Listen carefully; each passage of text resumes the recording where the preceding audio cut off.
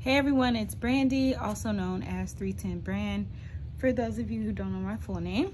So today I'm going to go over the Procreate app, which is just like a sketch paint type of digital art application. The closest thing I could compare it to would be Photoshop, but it's also not to be confused with Photoshop, although it does have a lot of very similar features. So if you are familiar with Photoshop, excuse me, this would be very easy for you. So I have, I think, the iPad 12 Pro 11.2 or 11 and a half inch.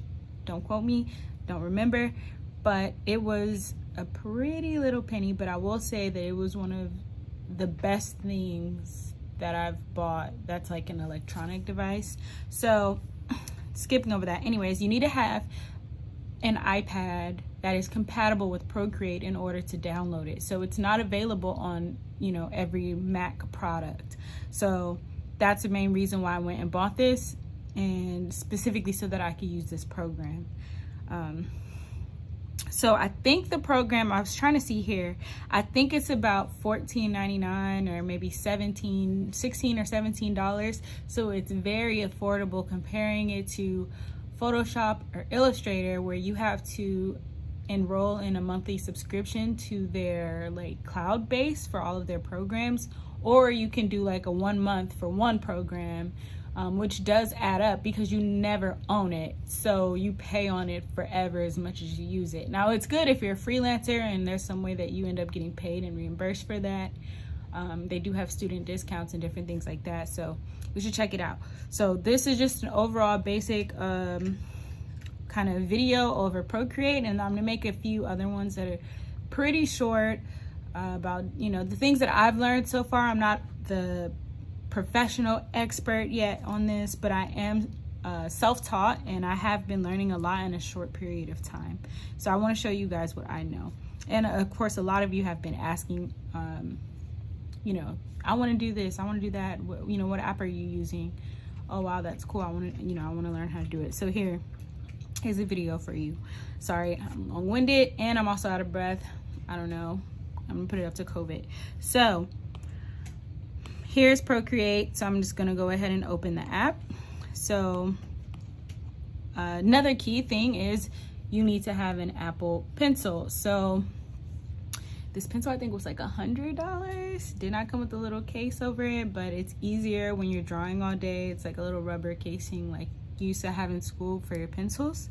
So you have to have this in order to draw. I think there are alternatives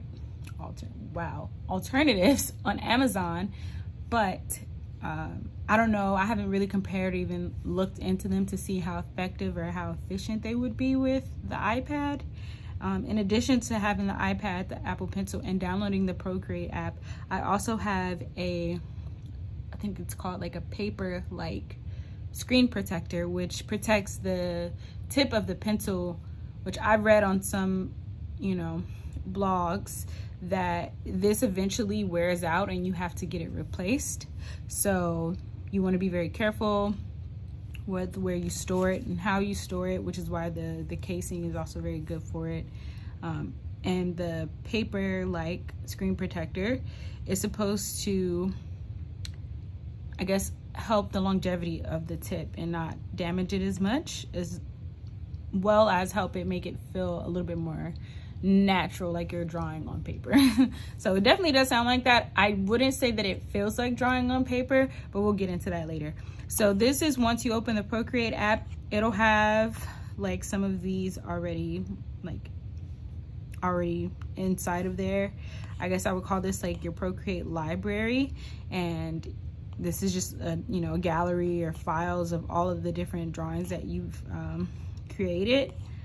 So this is where you will start when you first open the app.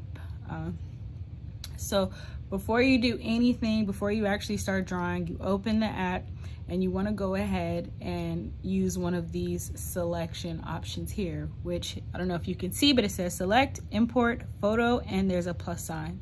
The plus sign, when you click that, it'll give you different options on sizes that you will use to draw on. Now you won't notice the difference necessarily, or you might notice a difference, but you might not notice a difference necessarily between some of them. For example, if you have a really large file and you compare it to the screen size, if it takes up the entire screen, you won't know, but it does affect the quality if you were to get any of your images printed. So you do want to be aware of that, do a little bit more research, and I can go over that if you want. So this is just how you get the app, what devices you need, and where you start. So you want to start with one of these options here. To not go too long into the video, I've already pre-built some based off of doing some research on how many pixels that I'll need for different size prints that I want for, you know, my artwork. And there are some that automatically come and populate, but you can always just start with the screen size. So I'll click that and show you, and it'll just open up a blank canvas, and then you go from there.